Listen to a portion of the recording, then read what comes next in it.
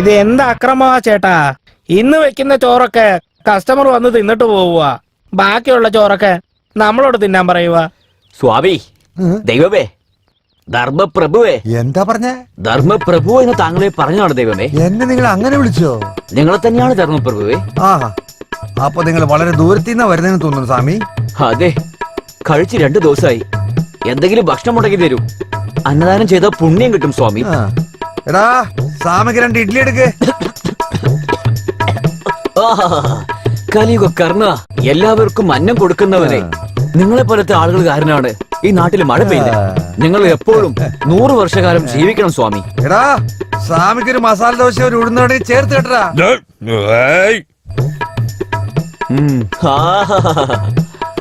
സ്വാമി, ഇന്നുപോലെ നിങ്ങൾ എന്നും ചിരിച്ചുകൊണ്ടേ 100 വർഷം സന്തോഷത്തോടെ ജീവിക്കട്ടെ സ്വാമി. എടാ, ഒരു റവാ ദോശ ചമ്മന്തിയോട് കൂടുതലേട്ടാ. പറ്റില്ല.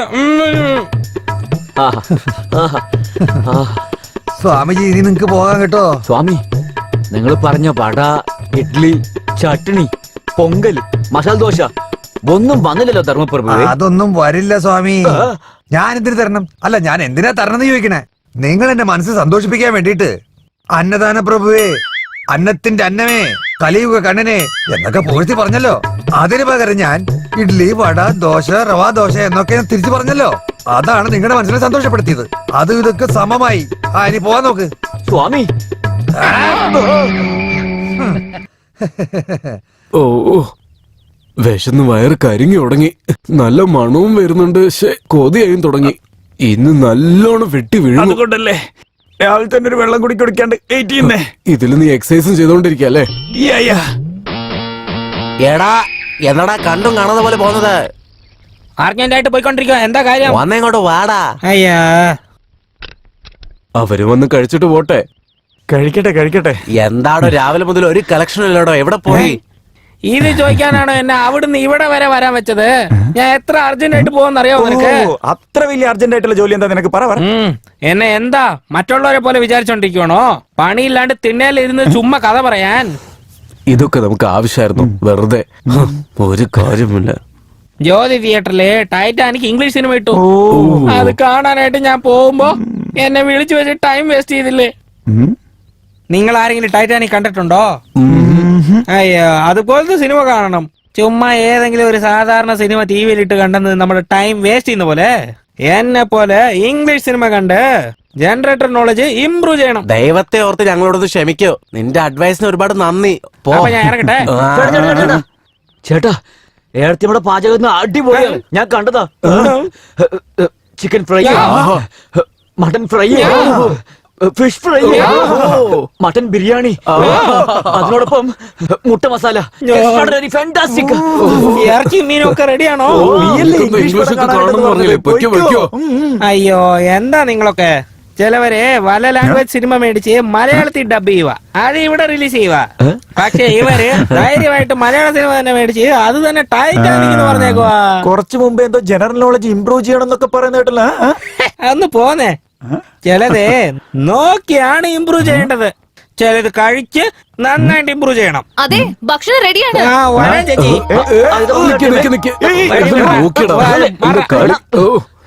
കാര്യം.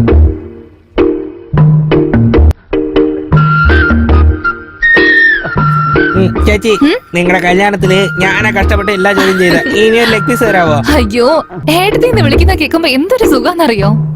ഒന്നോട് കഴിക്കാം.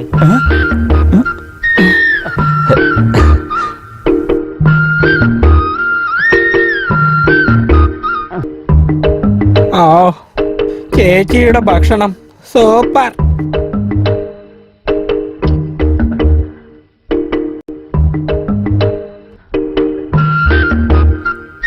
അല്ല, അതെന്താ?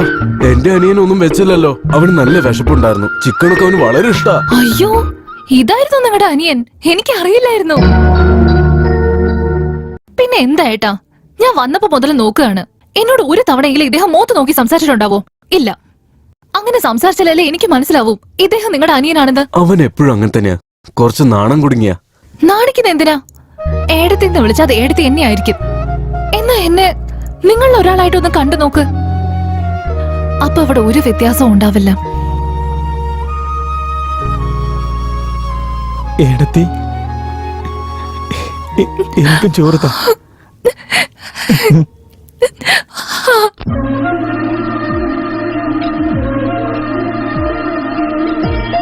ാണ് ബില്ല് തന്നത്.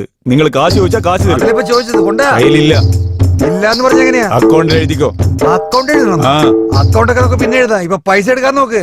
ഇല്ലാന്നല്ലേ പറഞ്ഞേ? ഒരു പണിയാ, ഷർട്ട് അടിച്ചു വെച്ചിട്ട് പോ. മാനം കെടുത്തത് ചേട്ടാ, നാളെ തന്നെ തന്നേക്കാം. എല്ലാരും നോക്കുന്നതാണെന്നില്ല. ഇത് നോക്കിയേ, ഇവരൊക്കെ കാണാൻ വേണ്ടി തന്നെ ഞാൻ പറഞ്ഞത്.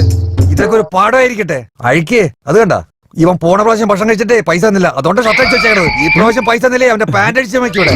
ഷർട്ട് അഴിക്കാൻ നോക്ക്. അഴിക്കണം ഉറപ്പാണോ? അഴിച്ചേ വെച്ചു. അഴിച്ചു കഴിഞ്ഞാൽ ബാക്കിയെല്ലാം ക്ലിയർ ആവോ? ആ, ഷർട്ടും ക്ലിയർ ആവും, ബാക്കിയൊക്കെ ക്ലിയർ ആവും. എന്നാ പിടിച്ചോ ഷർട്ട്. എന്താ ഇത്?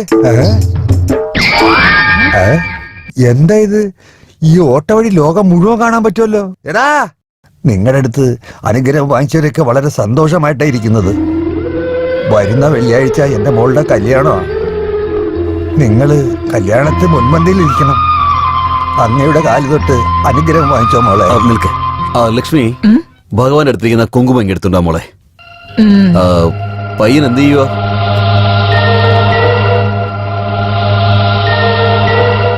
മോളെ ലക്ഷ്മി, കുങ്കുമം എടുത്തുണ്ടാ പറഞ്ഞിട്ട് എന്തായി? ഒന്ന് പെട്ടെന്ന് കൊണ്ടുപോവാ മോളെ.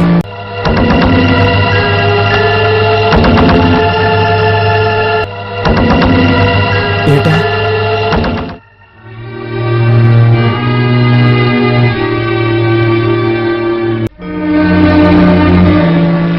എടി, ഞാൻ നിന്നെ വന്ന അന്ന് മുതൽ ശ്രദ്ധിക്കുക. എന്റെ ചേട്ടന്റെ മുഖത്ത് നോക്കി നീ സംസാരിക്കുന്ന പോലും കാണാറില്ല. എന്റെ ചേട്ടൻ എന്തെങ്കിലും ചോദിച്ചാൽ അത് കേൾക്കാത്ത പോലെ നടക്കാണ് നീ. എന്റെ ചേട്ടനെ പറ്റി നിനക്ക് എന്തറിയാം? നിനക്ക് അത്ര അഹങ്കാരോ? ഇല്ല, അങ്ങനെയൊന്നുമില്ല. എന്റെ മുഖം കണ്ടു കഴിഞ്ഞാ നല്ല കാര്യങ്ങളൊന്നും നടക്കില്ല. ഞാനൊരു ദുശ്ശകുനാണെന്ന് എന്റെ അച്ഛൻ എപ്പോഴും പറയാറുണ്ട്. ജാതകദോഷാണെന്നും പറഞ്ഞ് ഒരുപാട് ചെറുക്കന്മാർ കാണാമെന്ന് എല്ലാം മുടങ്ങിപ്പോയി. ഇതിനെ കുറിച്ചൊക്കെ ആലോചിക്കുമ്പോ ശരിയാ, ഞാൻ ശകുനമില്ലാത്തവളാണെന്ന് കരുതി എന്റെ മനസ്സ് വല്ലാതെ വിഷമിക്കാറുണ്ട്. സത്യം പറഞ്ഞ അവർ പുറത്തേക്ക് പോകുമ്പോഴൊക്കെ എന്റെ ഈ മുഖം കാണരുതെന്ന് കരുതിയ അന്ന് ചേട്ടൻ കുടയെടുത്തോണ്ട് വരാൻ പറഞ്ഞപ്പോ ഞാൻ എടുത്തു കൊടുക്കാതിരുന്നത്. കല്യാണം കഴിക്കാൻ പോകുന്ന ആ പെൺകുട്ടിക്ക് ഞാനത് കൊണ്ടുകൊടുത്ത നാളെ എന്തെങ്കിലും അവൾക്ക് സംഭവിച്ച നിങ്ങളുടെ ചേട്ടനത് അപമാനല്ലേ? എനിക്കത് സഹിക്കാൻ കഴിയില്ല. അതാ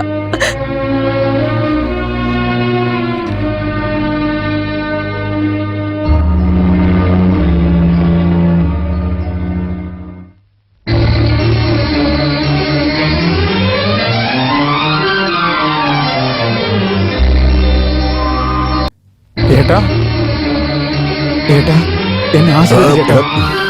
ദൈവം അനുഗ്രഹിക്കട്ടെ മോനെ. എന്താ കാര്യം? എനിക്ക് സബ് ഇൻസ്പെക്ടറായിട്ട് ജോലി കിട്ടിയേട്ടാ. ഈ നാട്ടിൽ തന്നെ അപ്പോയിന്റ്മെന്റ് കിട്ടിയേട്ടാ. ഒരുപാട് സന്തോഷമായി മോനെ. കണ്ടില്ലേ, ഇതെല്ലാം നിന്റെ ഭാര്യയുടെ ഐശ്വര്യമാ. ഇപ്പൊ ജോലി കിട്ടിയത് കണ്ടില്ലേ? പാവം, നിനക്ക് ജോലി കിട്ടാൻ വേണ്ടിയിട്ട് അവൾ വിശ്രമമില്ലാതെ ജോലി എടുക്കുകയായിരുന്നു. നിനക്ക് വേണ്ടി ഒരുപാട് കഷ്ടപ്പെട്ടു. എല്ലാം അവളുടെ രാശിയാരണോ മോനെ. എനിക്ക് ഒരുപാട് സന്തോഷമായി. എന്തായാലും നിനക്ക് ഈ ജോലി കിട്ടിയല്ലോ. ചേട്ടാ, എന്താ മോളെ ഇത്? എന്തായി കാണിക്കുന്നേ? എന്താ എന്ത് പറ്റി?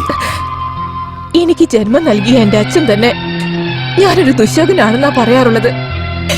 എന്നാൽ ഞാൻ വന്നു കയറിയ ഐശ്വര്യം കൊണ്ടാണ് ഈ വീട്ടിൽ മഹാലക്ഷ്മി വന്നു കയറിയതെന്ന് പറയുന്നു.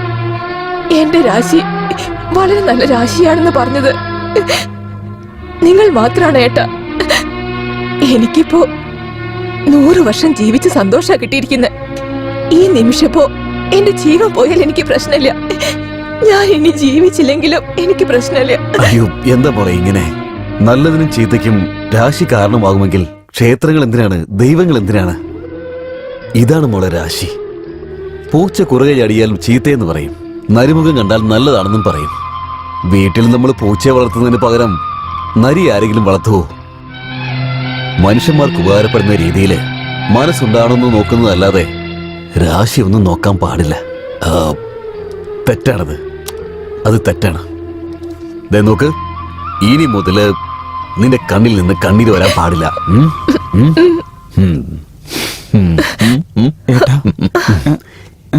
ഇങ്ങോട്ട് കൊടുക്കടാ, ഇങ്ങോട്ട്.